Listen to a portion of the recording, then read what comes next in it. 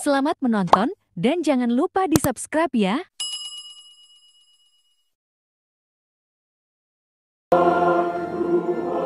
Bapak-bapak, ibu-ibu, ingat, tidak semua penderitaan itu menyucikan kita. Ya, saya tuh pernah diajarin oleh dosen saya bahwa salib itu ada 3 macam. Salib hitam, salib merah, dan salib putih. Salib hitam itu penderitaan yang terjadi karena salah sendiri. Contoh, saya tuh makan plecing. Saya trauma dengan plecing. Padahal saya suka plecing itu. Makan plecing itu enak sekali kemarin. Di rumah makan apa? Hah? Bukan. Sukma rasa. Sukma rasa. Sukma rasa. Saya motonya lihat, kalau Anda lapar ingat sukma rasa. Kalau Anda kenyang ingat Tuhan. Kalau Anda sakit ingat pastur. Karena sebentar lagi dipanggil Tuhan. Gitu ya. Di sukma rasa, makanannya tajam-tajam bumbunya. Waktu saya makan, saya kepedesan. Dan Anda tahu saya pulang hotel mencret. Saya tidak bisa berdoa, Tuhan, mengapa engkau mencobai aku dengan mencret ini? Saya tidak bisa berkata bahwa mencret itu berasal dari Tuhan. Bukan. Kenapa saya mencret? Karena saya rakus. Betul atau tidak? Nah itu. Jadi ini penderitaan yang terjadi karena apa? Salah sendiri. Ini bukan penderitaan yang menyucikan. Tidak. Konyol namanya. Ada bapak-bapak, saya pernah mendoakan seorang bapak. Umumnya saya mendoakan itu langsung mati. Bapak itu koma. Karena apa? Senang sekali merokok dan akhirnya paru-parunya basah. Saya doakan bapak ini, haleluya, sembuh saudara-saudara. Saya juga kaget. Bapak ini senang sekali. Wah, dia cerita, Romo Eko itu kalau mendoakan, jos, hebat.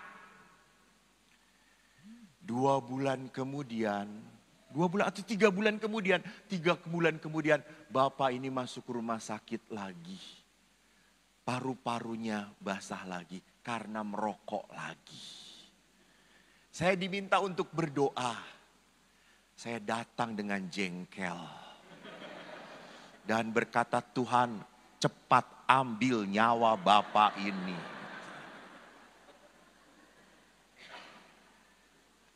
Jadi kalau orang sudah mendapat mujizat, Anda itu sudah diberi kesempatan untuk bertobat. Ini malah ngerokok lagi. Maka saya jengkel, udah mati saja sekalian gitu ya. Dan betul tak lama kemudian mati. Saudaraku yang terkasih, tidak bisa dikatakan Tuhan mencobai saya dengan penyakit saya. Ya gara-gara kamu ngerokok. Sama ibu-ibu, Romo saya kok gendut terus, doakan dong supaya saya langsing. Ibu, kata saya tuh, doa sampai saya jungkir balik juga tetap gak akan langsing gitu ya. Yang membuat langsing tuh jangan rakus. Gitu ya. Saya pernah tuh seorang bapak begitu sayang pada istrinya. Istrinya tuh besar banget, besar. Di gereja juga 2 bangku dia, gak pernah sendiri 1 bangku gitu ya. 2 bangku dia ambil sendiri gitu ya. Jadi kalau beli tiket selalu 2 gitu, gede ibunya. Kalau masuk ke biara kami tuh 2 pintu dibuka langsung. Wah, kata saya tuh. Sampai suaminya berkata, Romo tolong nasihati istri saya. Dia itu kalau udah makan gak bisa nahan, lapar terus Romo. Dia makan segala-galanya. Jatah saya juga dihabiskan sama dia, pastor. Lalu akhirnya saya ngomong, Bu, Ibu gendut seperti ini ya Bu ya. Iya pastor, saya gak bisa nahan diri pastor. Ibu tolonglah, olahraga. Udah pastor olahraga. Olahraganya apa bu? Itu naik. Ngangkat makanan pastor. Kalau kanan capek ganti kiri.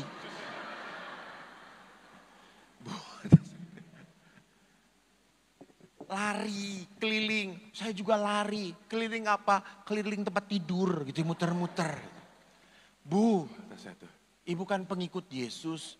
Iya, saya pengikut Yesus. Ibu ingat bagaimana Yesus ke surga diangkat ke surga, pastor. Nah, ibu nanti kalau mati, malaikat ngangkat ibu keberatan. Ibu dilepaskan jatuh masuk neraka.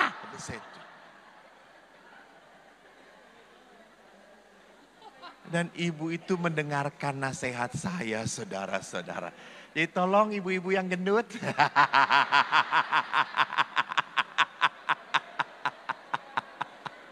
Jangankan malaikat mengangkat Anda, orang-orang yang mengangkat peti mati aja berat gitu ya. Jadi lihat di sini, ada satu salib hitam penderitaan yang terjadi karena salah saya. Anda jangan mengapa Tuhan saya banyak penyakit, olahraga enggak, makannya bagaimana? Kenapa Tuhan kok saya itu mudah marah-marah, berdoa enggak, rajin ke gereja enggak? Kenapa kok hidup saya tidak pernah sukacita, damai, sejahtera? Anda dekat dengan Tuhan atau tidak? Yang kedua adalah salib merah. Salib merah adalah apa? Penderitaan yang terjadi karena salah orang-orang yang saya kasihi. Jadi yang berbuat salah itu orang yang saya kasihi, saya pun ikut menderita.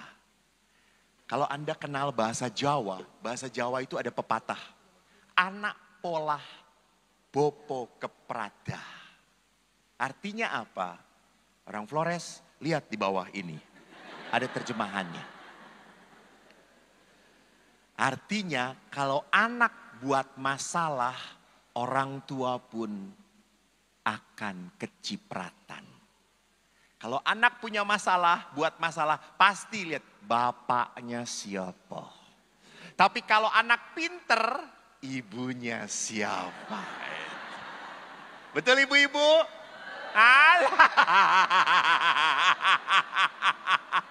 Padahal anak pinter karena dileskan saudara-saudara. Nggak pernah anak diajarin ibunya. Kalau anak diajarin ibunya ujung-ujungnya marah-marahan. Betul nggak nak? Betul. Selalu disalah-salahkan gitu ya. Jadi ada penderitaan yang terjadi karena salah orang-orang yang kita kasihi. Orang kita kasih buat masalah, buat kesalahan, saya pun ikut menderita. Itu salib merah. Dan ada yang namanya salib putih. Salib putih adalah apa? Penderitaan diizinkan terjadi pada kita. Kenapa sampai seperti itu? Nanti kita lihat makna penderitaan. Kita lanjutkan. Kok lagi yes? Next. Lihat, kalau Ayub punya penderitaan, saya harus sadar saya pun punya penderitaan. Apa penderitaan kita? Next. Dosa kelekatan pada kebiasaan tidak teratur. Jadi dosa pun adalah sumber penderitaan. Dosa adalah apa? Kelekatan-kelekatan kita. Contoh, saya suka ngomel. Saya suka ngegosip. Saya suka nyalah-nyalahin. Saya suka mengkritik. Saya enggak pernah muji. Ya itu kelekatan. Omongannya tuh selalu pahit, menyakitkan untuk didengarkan. Saya kan kemarin bercerita bahwa ibu-ibu tuh senangnya bicara. Ya atau tidak? Maka kalau 2-3 orang ibu berkumpul, Yesus pergi dari situ. Karena pasti gak didengerin. Ibu-ibu sibuk ngobrol sendiri. Saya tuh beberapa bulan yang lalu kami OSC Pesta Hari Raya. Lalu karena hari raya di biara kami ngundang ibu-ibu untuk dekor gereja. Biasanya frater yang dekor. Tapi kan kalau laki-laki yang dekor kurang indah.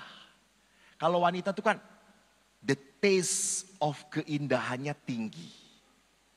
Lalu kita panggil 4 orang ibu-ibu mendekor gereja. Jam 9 pagi datang. Udah bawa bunga, saya temu di depan. Romo, ibu terima kasih ya. Sudah mau menghias kapel kami. Sehingga besok pesta pasti indah. Terima kasih Romo diberi kesempatan melayani. Oke Bu, di sana kapelnya ya. Jam 9 ibu itu tiba. Jam 12 kami tuh harus pakai kapel untuk berdoa. Lalu saya ngomong, Bu maaf. Kami mau pada berdoa para fraternya. Oh ya, ibu istirahat dulu. Ya oke. Saya masuk, you know what happened? Baru 1 rangkaian saja. Baru 1. 9, 10, 11, 12, 3 jam. Baru 1 rangkaian bunga. Apa yang dikerjakan 4 ibu ini? Setelah doa saya penasaran. Saya ke CCTV. Saya besarkan CCTV di kapel, saya putar ulang. Dan apa yang terjadi? Ibu-ibu itu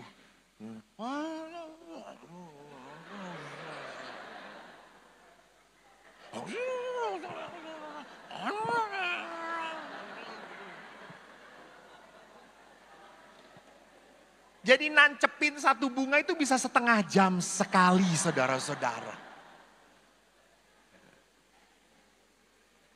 Dan kadang-kadang juga ibu-ibu itu merangkai bunga sambil ngomongin pasturnya.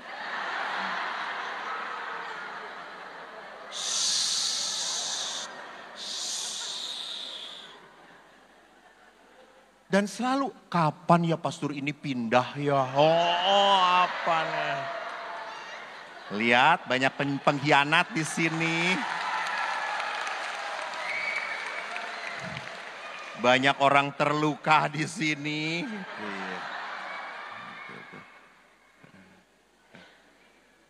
Lihat saudaraku, Anda orang terluka. Yang masalah itu bukan pasturnya, Anda yang bermasalah. Jadi mari kita perhatikan bahwa orang menyimpan marah itu dosa. Apalagi kalau udah misa teng. Yang ini. Apes. Dosa. Dosa coy. Dosa. Mau mulai misa sudah apa? Sudah tidak percaya pada imamnya. Seorang imam pun ditahbiskan oleh Tuhan, disucikan dalam kelemahannya. Jadi bukan berarti imam itu setelah ditahbiskan jadi suci.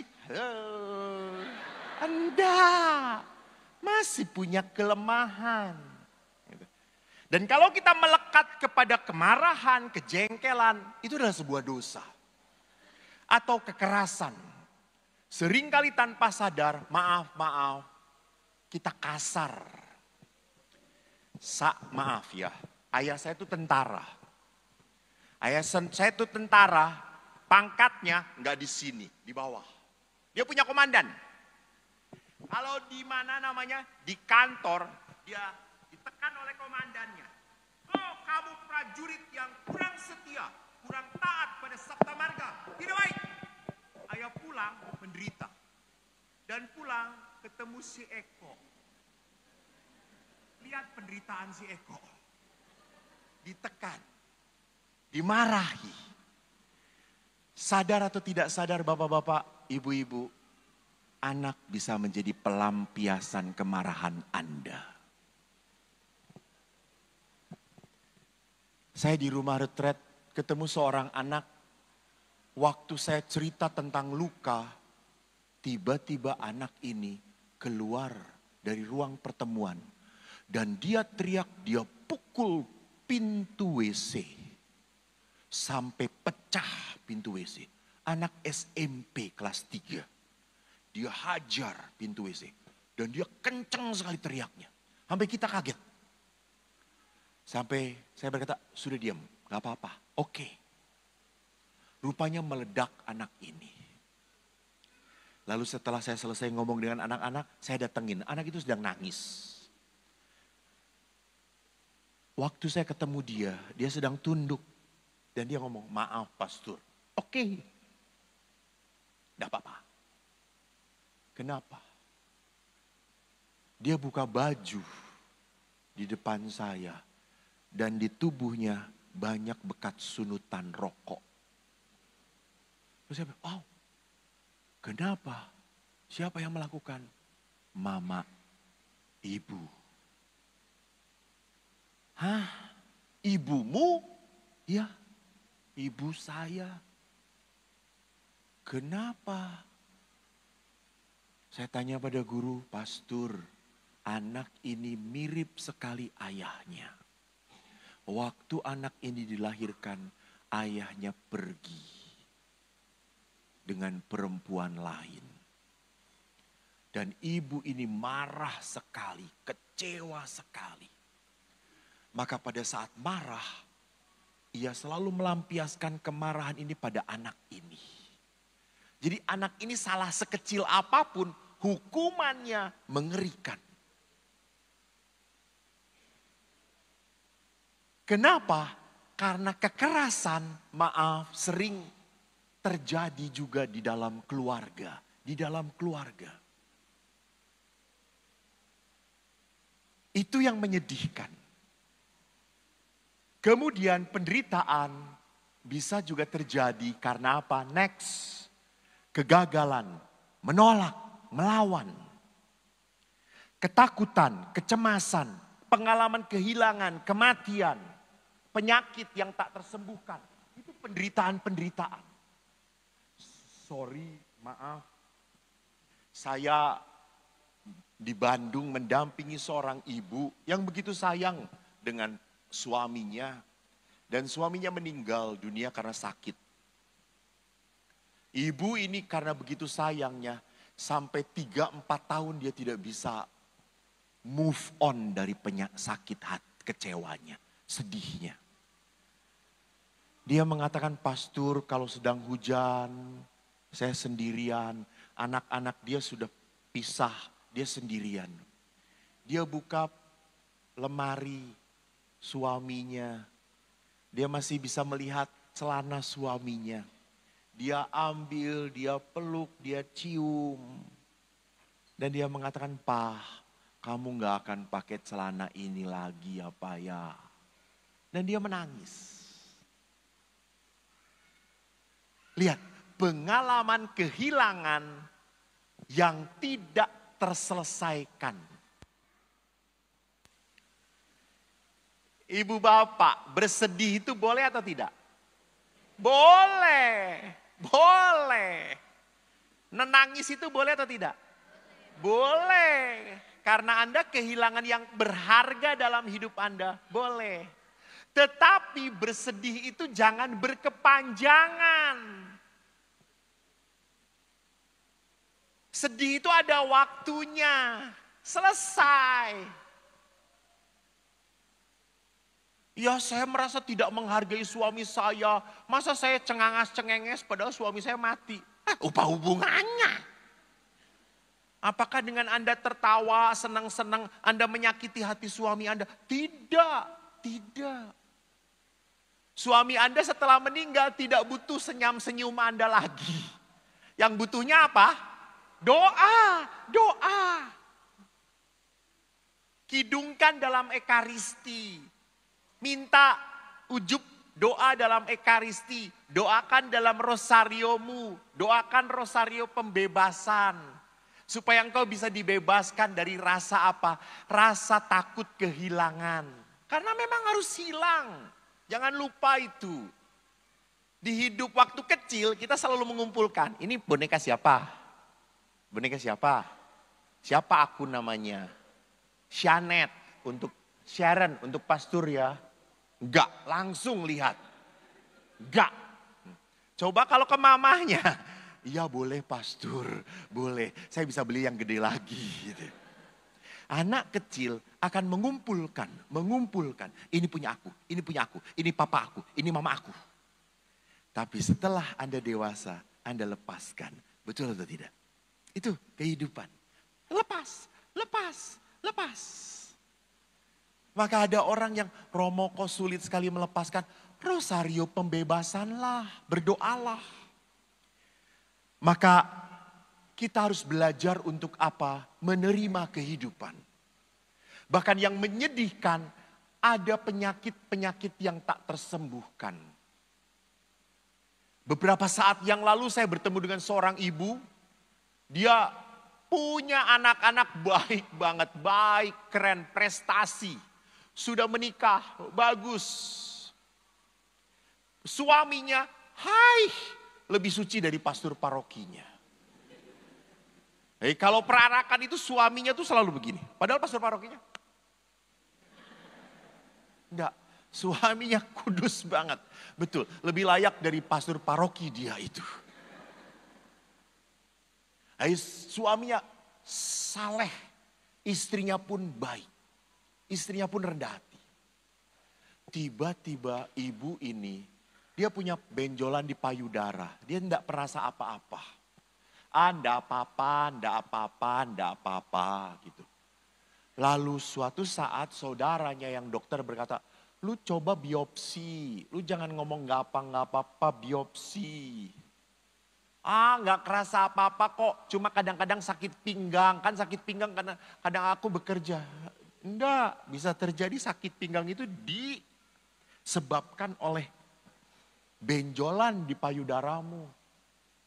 Lalu akhirnya setelah disuruh oleh anak-anaknya, ibu ini biopsi. Dan Anda tahu, baru ketahuan kanker stadium 4 dan sudah menjalar kemana-mana. Langsung drop ibu ini. Dia sedih, dia menangis. Lalu dia harus di kemo. Saat sebelum di kemo, dia telepon saya. Sudah 1 bulan kalau nggak salah, setelah 1 bulan ketahui. Dia harus kemo. Romo, besok saya mau kemo, kita misa ya. Oke, misa. Dia undang lingkungan. KGB, di sini apa? KBG, lingkungan. Lalu pada saat saya datang, ibu itu tersenyum, cerah sekali. Saya sampai kaget.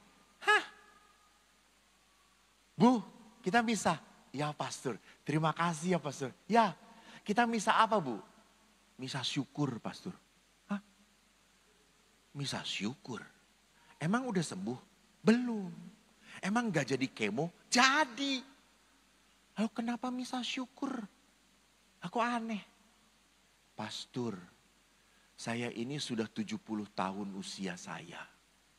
Tahun ini masuk ke 71 tahun. Pastor, setelah saya renungkan, 70 tahun saya diberkati Tuhan.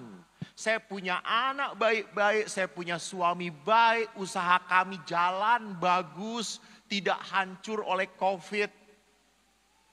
Saya selalu sehat, saya bersyukur terus, 70 tahun bersyukur terus. Sekarang saya baru dapat kanker, kenapa saya harus menderita? Saya tetap percaya, walaupun saya kanker, Tuhan tidak akan pernah berhenti memberkati saya. Saya langsung berkata, edan, hebat. Ini orang keren, sakit masih bisa bersyukur. Ini keren, keren.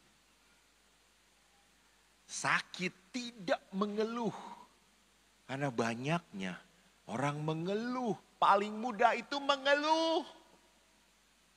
Saya hampir setiap minggu dikunjungin sama encim-encim. Yang pakai apa? Jare itu bahasa Jawa, sini apa bahasa Indonesia? Selendang. Kok selendang? Kain, serbet lagi, masa serbet. Pakai kain, serbet isi mesinnya doang. Pakai kain. Selalu Cim-Cim tuh udah tua gitu. Pastur, aduh badannya sakit, perut cekot-cekot, kepala pusing gitu ya. Namanya juga orang tua. Setiap hari, minggu, selalu datang lagi. Pastur, aduh sakit, ini udah tua, aduh kok nggak dipanggil-panggil Tuhan ya gitu ya. Terus suatu hari minggu, dia datang lagi ke saya. Pada saat, pastor sebentar. Pada saat itu, saya tahu mau mengeluh sakit segala-galanya. Kok pastor tahu? Ya iya, tiap minggu ngomong kayak gitu. Sekarang udah, jangan ngomong aneh-aneh. Ayo ke pasturan. Ada apa pastor? Cukyok, enak banget. Cukyok, hauce sencing pingah. Kaki babinya empuk, ayo makan bersama pastor. Enggak, malu dengan pastor-pastor. Enggak ada, mereka udah pada makan. Ayo makan. Enggak, nanti diceritain orang. Ya Allah, udah tua ngapain? Gua megang aja mati lu, kata saya tuh. Enggak mungkin saya memperkosa, kata saya tuh. Ayo makan. Lalu pada saat makan, semangat sekali. Ih pastor enak, boleh tambah. Tambah, abisin. Sampai mencret lu, abisin. Kata saya itu. Lalu pas makan, saya tanya. Cim, makan enak? Enak pastor. Kerasa nggak sakit kepala, cekot-cekot. Perut, kok nggak kerasa ya pastor? Jadi saya ngomong, babi adalah obat yang terbaik Cim. Kata saya.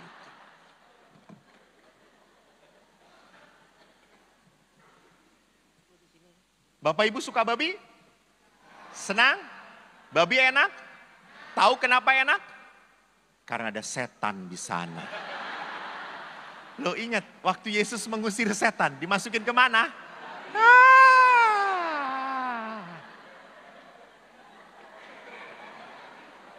Jadi kalau makan babi sama dengan?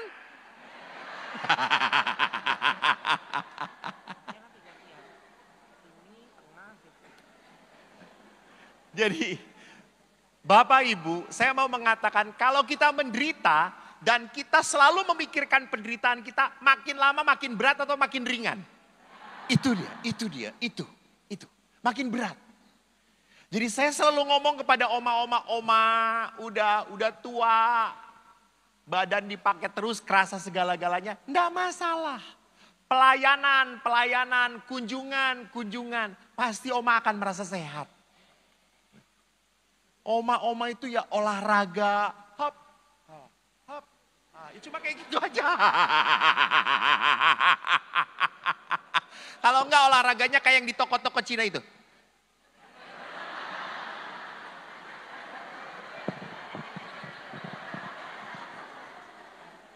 Kan kalau di toko-toko kan kucing itu kayak gitu toh. Anda olahraga. Pasti banyak hoki dari Tuhan. Jadi saudaraku, kalau kita selalu memikirkan penderitaan, masalah, sampai kapanpun tidak akan pernah selesai. Jadi bapak-bapak jangan mikirkan istri Anda, nggak perlu, nikmati aja. Jadi kalau dia ngomong terus, nikmati. Seperti saya itu 3 hari tidur di hotel? Prime Hotel jam 3 itu menikmati Islamic Center. Kenceng banget, ya Allah. Kata saya tuh.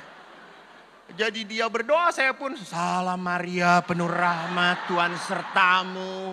Terpujilah buahmu tubuhmu Yesus.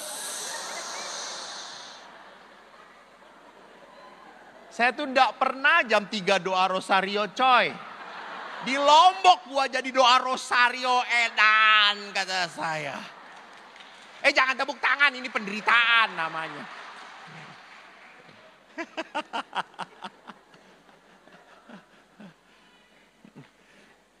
Tapi ya saya nikmati. Waktu Tuhan pasti yang terbaik. Hari Senin pun sudah penderitaan ini pergi saudara-saudara gitu ya.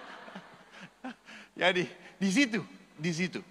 Jadi saudaraku, saya hanya mau mengatakan apa, Anda jangan membesar-besarkan penderitaan Anda. Anda jangan membesar-besarkan masalah Anda. Anda jangan membesar-besarkan pastor saya itu punya pasangan yang aduh ampun. Kalau Anda punya pasangan yang begitu berat, berdoalah kepada Tuhan. Tuhan berat sekali hidup dengan dia. Pasti Tuhan akan berkata, iya saya juga merasa berat jadi saya kasihin ke kamu.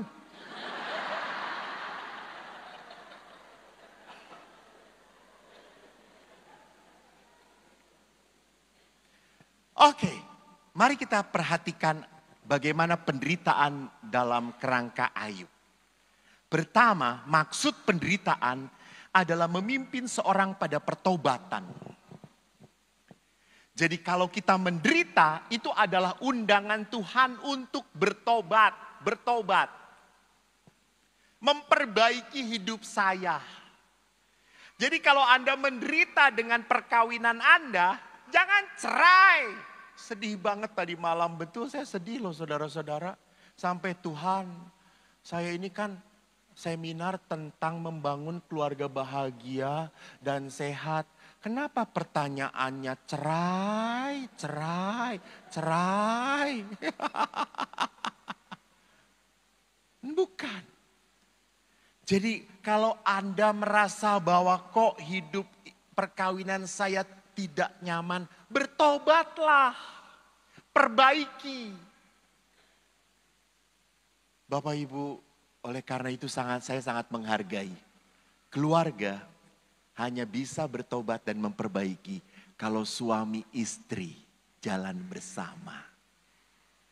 Maka saya sangat menghargai para suami yang mau rendah hati datang ke rekoleksi dan kebangunan rohani Katolik ini. Beri tepuk tangan suami Anda. Terima kasih para bapak-bapak. Karena biasanya kalau saya rekoleksi semua ibu-ibu. Ibu-ibu, tante-tante, semua.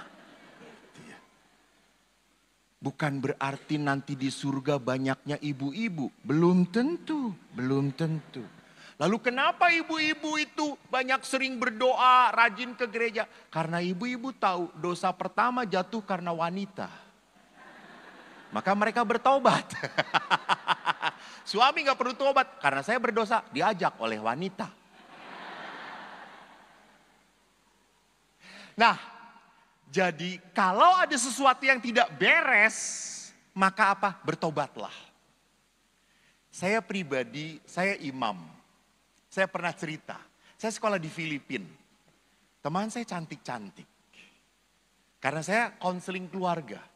Teman saya kalau kuliah, ini roknya naik, ini turun. Sehingga saya nggak bisa konsentrasi saudara-saudara. Melihat profesornya atau melihat teman saya gitu ya. Kacau. Bahkan teman-teman saya itu yang Filipina yang cantik-cantik ini. Kalau ketemu pastor langsung memeluk. Hi father, how are you? I'm fine. Langsung memeluk padat, erat, hangat.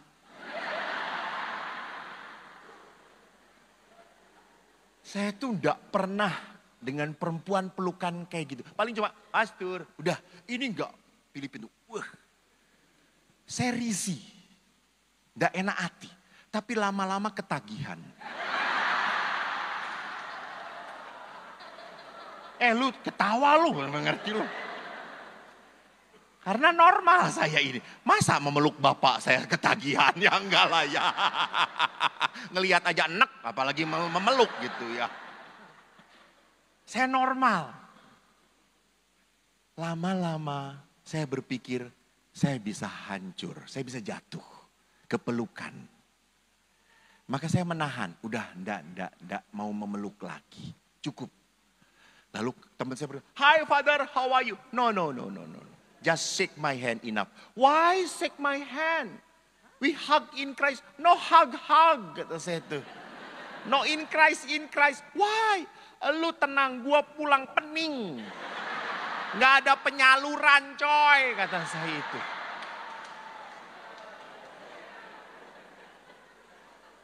Saya harus tahu diri. Ini godaan.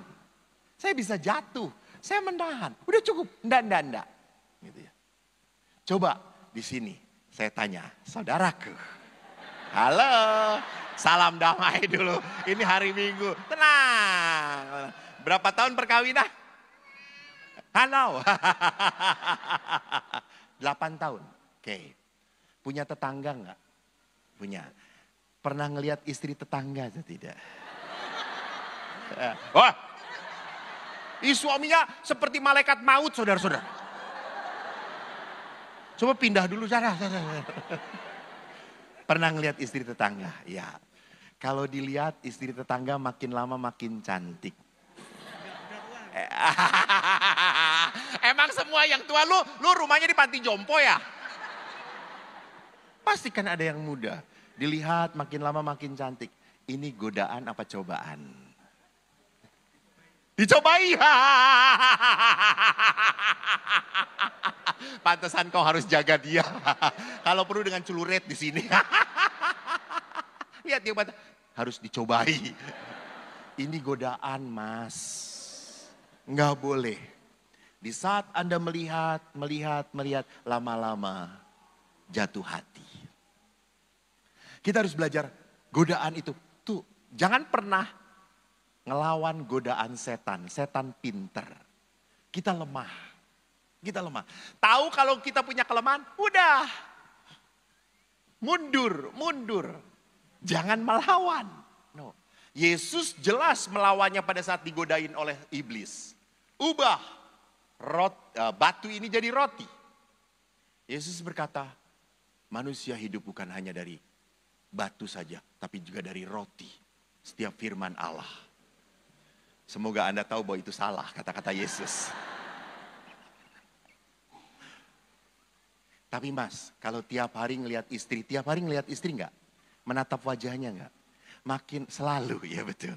Makin lama makin sayang atau sebel?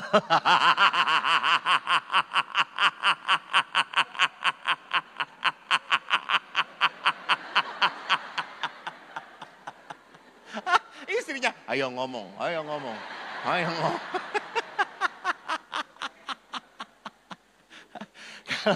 Melihat istri sendiri diliatin 8 tahun bukan makin cantik, makin jelek. Ini godaan atau cobaan? Oh bagus dia mengatakan, ini kenyataan. Betul.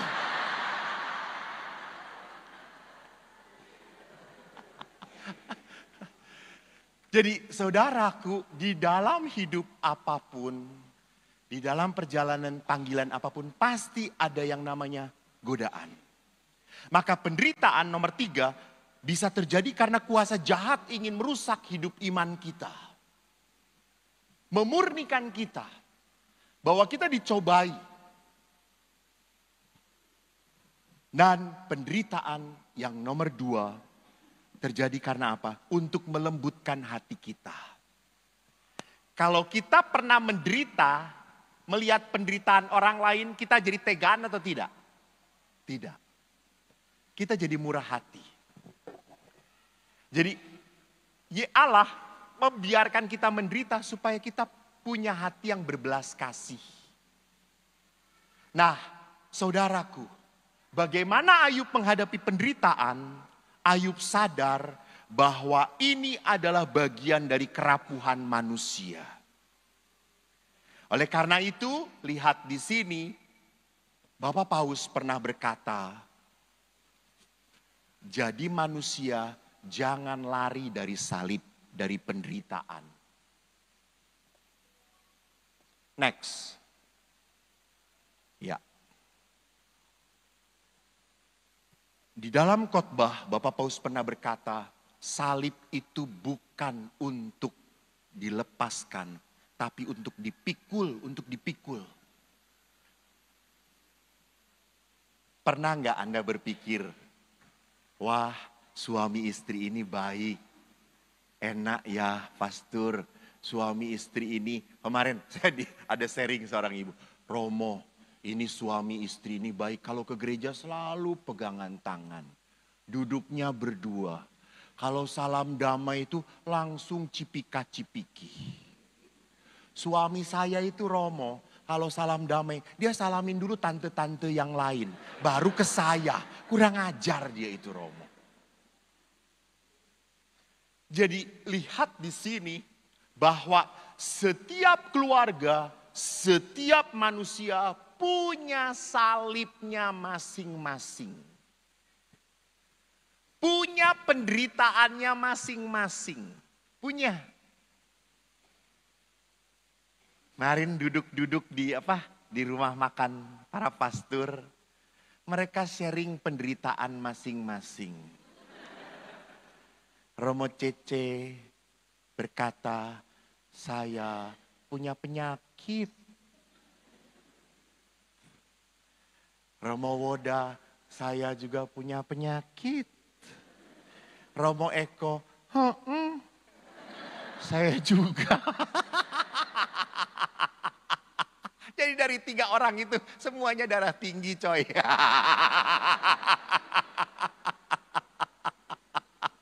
Sampai yang satu amlodipin berapa mili. Yang satu lagi, saya juga harus sudah mulai minum amlodipin. Itu. Jadi kita punya apa? Punya beban, punya kelemahan yang harus kita tanggung. Sekali lagi harus ditanggung. Karena kalau tidak ditanggung makin berat. Maka sekarang mari kita lihat bagaimana kita datang kepada Allah. Marilah kepadaku kalian semua yang letih memikul beban berat.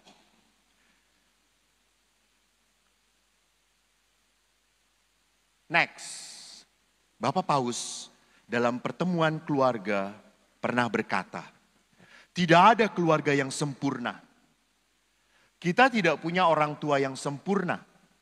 Kita sendiri tidak menikah dengan orang yang sempurna. Dan kita tidak punya anak-anak yang sempurna. Kita mengeluh satu sama lain, kita kecewa satu sama lain. Oleh karena itu tidak ada pernikahan yang sehat, keluarga sehat tanpa apa? Pengampunan. Tanpa pengampunan. Ibu Teresa pernah berkata, whatever our religion, apapun agamamu, we know that if we really want to love, apapun agamamu, kita harus tahu bahwa kalau kita mau mencintai, we must first learn to forgive before anything else. Jadi cinta itu ditunjukkan pertama-tama lewat apa? Pengampunan.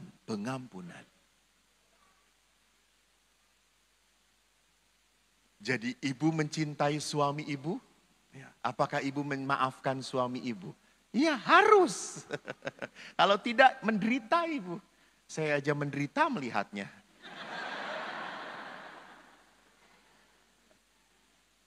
Jadi cinta itu pertama-tama harus ditunjukkan lewat apa? Memaafkan.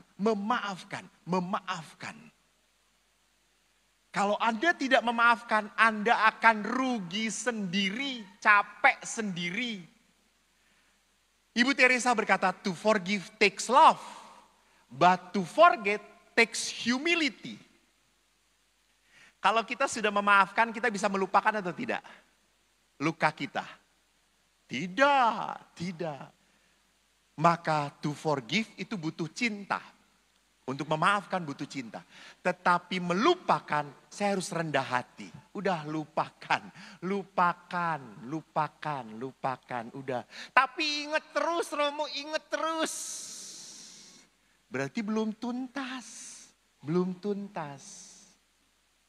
Harus dituntaskan. Kita butuh humility. Apa humility? Kerendahan hati. Apa artinya kerendahan hati?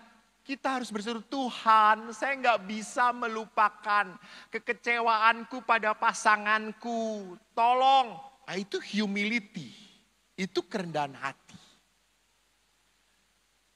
Ibu Teresa berkata, some people come in our life as blessing, but some people come in your life as lesson. Ya. Jadi orang-orang datang kepada saya kadang-kadang menjadi berkat, kadang-kadang juga menjadi musibah. Tapi musibah itu memberikan apa? Pelajaran bagi saya. Pelajaran. Hikmat. Kehidupan. Jadi justru penderitaan itu membawa hikmat kehidupan.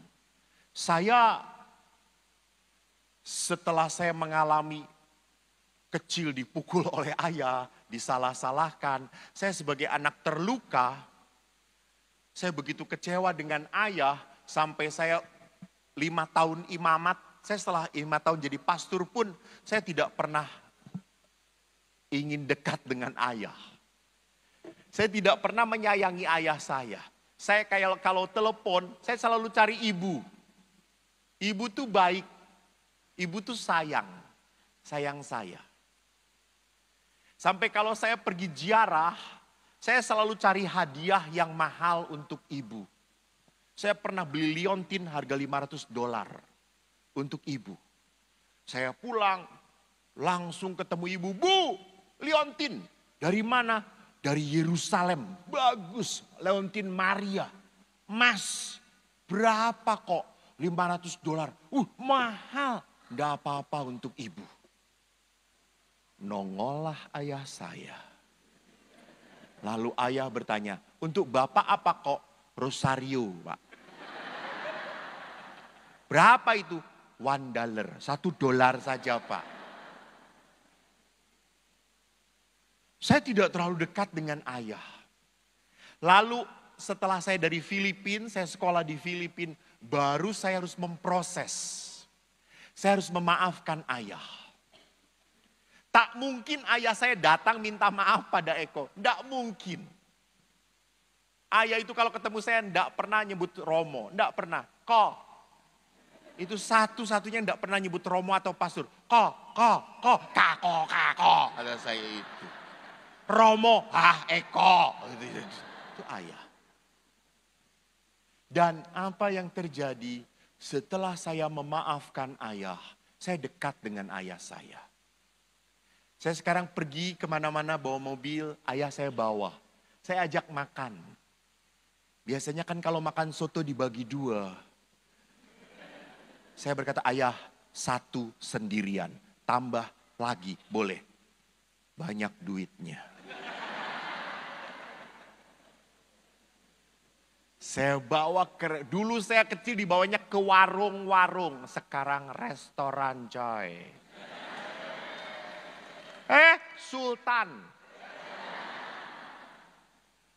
Saya ajak makan. Ngobrol, ayah selalu ngobrol dengan saya. Kita duduk berdua, menikmati. Lah kemarin ini, ayah saya sudah 81 tahun. Beliau budek. Udah tidak mendengar. Dan giginya habis. Lalu dia ngomong, kok saya itu udah budek. Saya mau cari alat bantu dengar. Ya beli toh Pak, Bapak kan sudah kumpulin uang pasti. Ya, kok mahal. Berapa? 14 juta. Ya sudah Bapak punya berapa? Aku punya 14 juta. Ya sudah belikan. Tadinya saya pikir 7 juta kok. Lah yang lain 7 juta untuk apa? Untuk beli gigi palsu. Jadi cuma bisa beli 2. Gitu ya. Udah satu-satu. Karena ayah kan sering mengeluh. Ayah saya tuh sering mengeluh. Sekarang ayah saya tuh senang nanam cabai, tomat. Nah tomat itu suka hilang cabenya. Dan dia selalu, tetangga kita tuh mencuri kok. Kata saya, enggak mencuri Pak. Dia ngomong cuma Bapak enggak denger, budek gitu. Kan Pak D minta cabai, Bapak enggak denger, budek kata dia. Lalu Bapak saya beli alat bantu dengar. Dia senang sekali. Wih, aku sekarang udah bisa mendengar. Jelas kalau ke gereja pastornya ngomong apa, jelas kedengeran kok. Iya tetangga tuh gak nyuri. Ngomong mereka itu. Kan itu. Jangan mudah menyalahkan kata saya itu.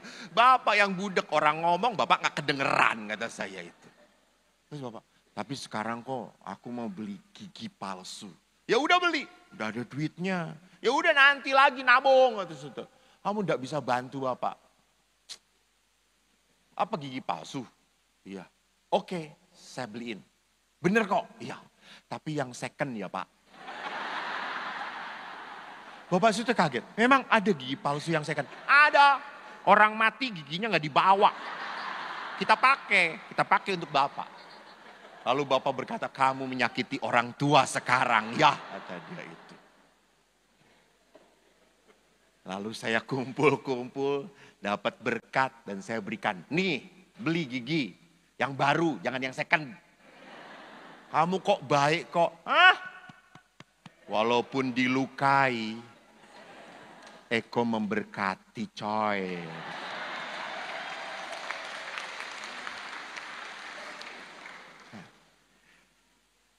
Bapak Ibu ingat, tidak mudah, tidak mudah. Saya sekarang, maaf, di rumah saya tinggal satu ayah yang paling saya jaga. Yang paling saya pertahankan. Jadi ayah mau apapun harus ngomong dengan Eko. Karena saya yang bisa cari. Adik-adik saya punya keluarga. Ayah mau ini, tenang, tenang. Tak ngutang sih.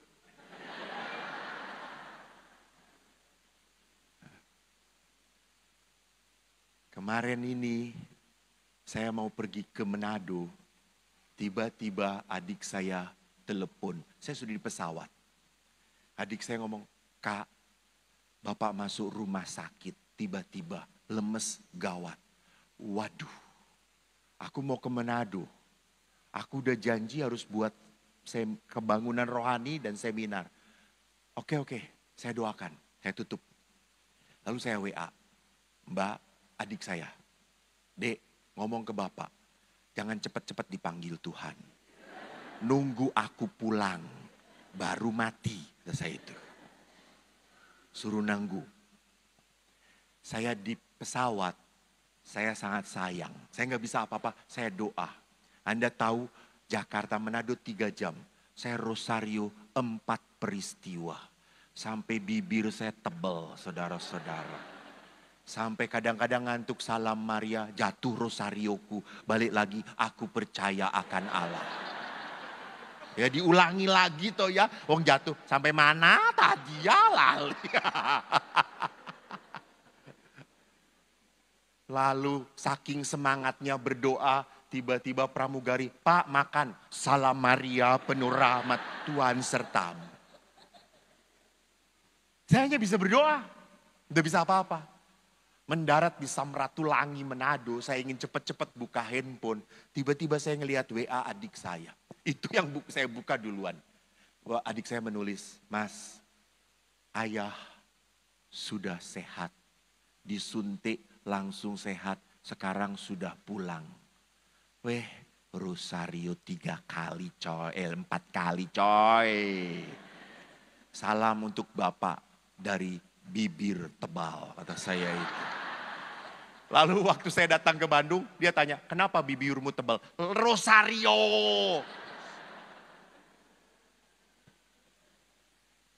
Jadi setelah saya menjadi pastor, saya langsung sadar saya tidak akan pernah jadi pastor seperti ini kalau tidak punya bapak keras. Saya menjadi pastor yang disiplin karena ayah saya keras pada saya. Jadi saya bisa memetik berkat setelah saya bisa mengampuni. Nah, apa namanya itu? Next. Karena yang memidah-midahkan ini Tuhan, saudara-saudara. Next. Ibu Teresa pernah berkata, people ask me what advice I have for married couple struggling in the relationship. I always answer, pray and forgive. And to young people from violent homes, I say, pray and forgive. And again, even to single mother with no family support, pray and forgive. Bunda Teresa berkata pada keluarga-keluarga, pada single mom, berkata apa? Apa yang bisa membuat kamu bertahan? Apa? Doa dan pengampunan. Mengapa? Karena kita tidak bisa mengampuni kalau kita tidak berdoa. Berdoa. Doa yang membuat kita mampu mengampuni. Maka tidak aneh. Next. Lihat Yesus di dalam Injil Yohanes. Akulah pokok anggur, kamu rantingnya. Barang siapa tinggal dalam aku dan aku dalam dia, ia berbuah banyak. Sebab di luar aku kamu tidak dapat berbuat apa-apa. Jadi kalau kamu tidak bersama aku, kamu tidak bisa memaafkan pasanganmu. Kalau kamu tidak berdoa bersama aku, kamu tidak bisa memaafkan anak-anakmu. Kamu tidak bisa memaafkan orang tuamu. Kamu harus bersama aku. Oleh karena itu, mari kita lihat bagaimana mengalami kegelegaan. Ini menarik. Liberation and restoration. Liberation itu apa? Membebaskan. Anda tahu tahun ini adalah tahun apa? Jubileum. Jubileum itu dari kata apa? Hah? Yobel. Apa arti Yobel? Pembebasan. Berapa tahun sekali? 50 tahun sekali. Yobel, membebaskan. Maka kita itu harus belajar membebaskan apa? Kesakitan, kekecewaan dari hati kita. Please, please. Lepesin, jangan disimpan. Capek lu, bodoh lu. Lepasin, lepasin. Baru kita bisa hidup terberkati. Bapak Ibu, kita berkata marilah kepadaku. Semua yang letih lesu, kita harus belajar membebaskan. Maka sakramen pengampunan itu adalah sakramen pembebasan. Kita belajar mengatakan apa kepada diri kita? Next, letting go. Letting go, bebaskan. Gak bisa pastor, so let God. Biarkan Tuhan, Tuhan yang menolong.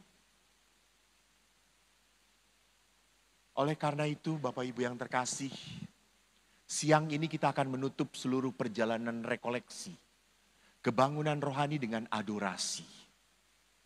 Kita belajar apa di dalam next.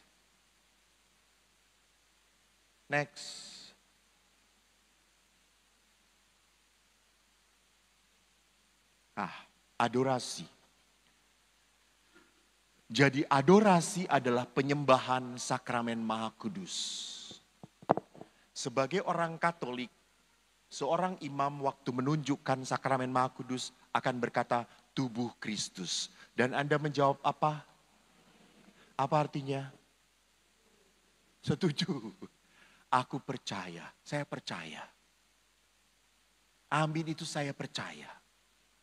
Maka pada saat Ekaristi kita menyantap tubuh Kristus. Dan pada saat adorasi kita berhadapan dengan siapa?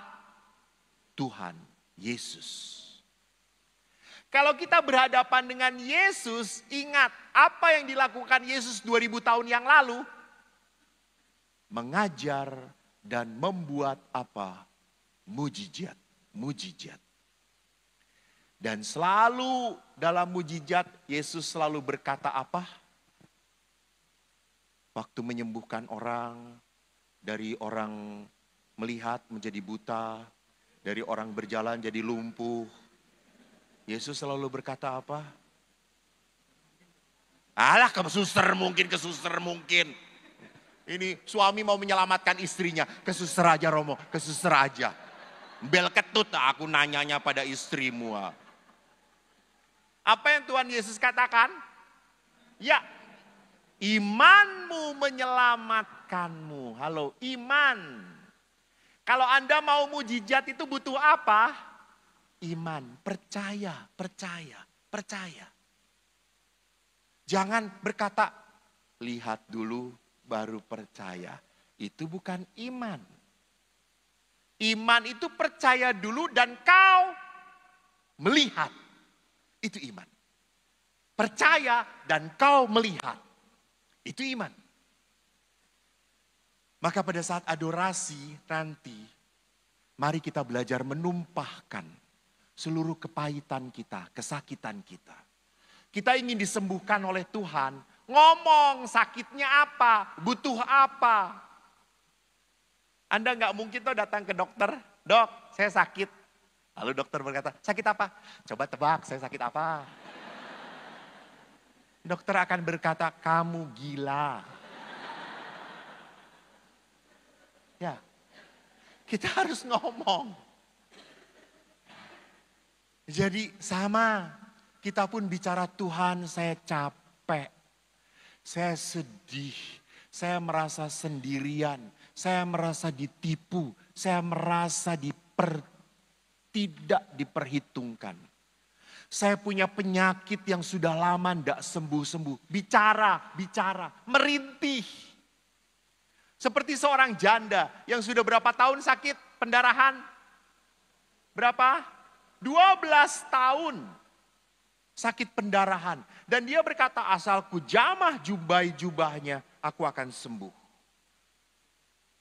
Dia jamah dan Yesus berkata, imanmu menyelamatkan kamu.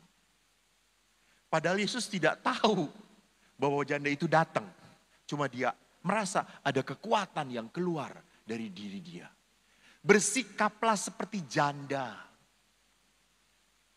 Mintalah, itu Tuhan, bukan omong kosong. Suatu saat saya membuat adorasi di Singkawang. Seorang ibu ikut adorasi, lambungnya. Apakah ini mujizat atau bukan?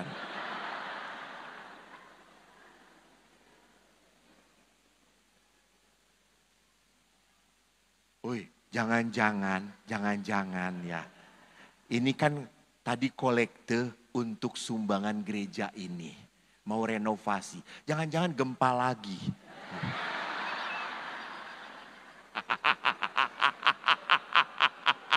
Kan ke gereja ini kalau direnovasi harus gempa dulu. Harus runtuh dulu baru bisa maju gitu ya. Saya mau cerita apa tadi? Oh, Singkawang. Thank you. Ini Singkawang. Saya adorasi. Seorang ibu pada saat ikut adorasi lambungnya sakit. Dia memang punya gas lambung tinggi. Dia sampai berkeringat, nggak tahan. Suami sampai ngomong, yaudah kita keluar aja mah. Enggak. Ibu ini yang cerita pada saya. Saya ingin adorasi. Lalu pada saat itu adorasi dan saya seperti biasa saya membawa sakramen Maha Kudus untuk saya berkati di beberapa tempat. Dan ibu itu berkata, Romo tahu, tadi Romo tiba-tiba datang kepada saya. Dan Romo mendoakan. Saya menjadi sehat Romo, pulih. Saya nggak sadar. Di mana? Saya nggak sadar Bu. Pokoknya saya hanya mengikuti hati saya. 2 bulan yang lalu di Cikarang saya adorasi. Tiba-tiba seorang anak buta dibawa oleh ibunya. Sentuh. Saya sedang membawa sakramen. Tiba-tiba tangan saya tanpa disuruh, tangan saya pegang kepala dia. Dan tiba-tiba terlempar anak ini. Anak ini langsung merasa damai. Masih buta sampai sekarang. Tetapi apa? Dikatakan oleh ibunya, anak ini sekarang menjadi periang. Selalu sukacita. Jadi yang perlu disembuhkan pertama-tama adalah batin kita. Batin kita. Percuma Anda sehat tapi murung terus. Seperti oma-oma yang menantikan kematian. Yang selalu ngomong, Romo kok saya nggak dipanggil-panggil Tuhan. Saya kadang ngomong, iya karena oma budek. Tuhan manggil, oma nggak dengar.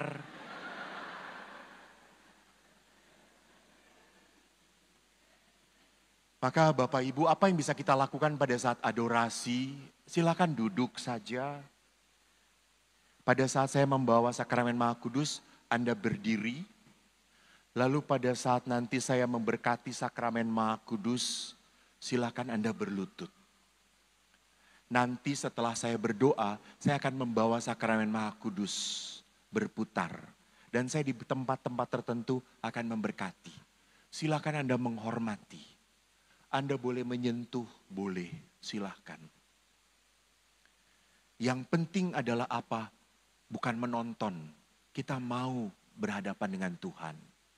Maka tolong, jangan saya bawa sakramen Maha Kudus, Anda malah ngevideo. Yesus sedang datang ke sini. dibawa sama Romo Eko. Nah sebentar lagi mendekati saya. Saya pukulkan itu sakramen Maha Kudus kepada Anda. Jadi kita bukan untuk cari sensasi, kita mau merasakan. Rasakanlah kalau Tuhan berkehendak terjadi. Maka Bapak Ibu, mari kita persiapkan hati kita.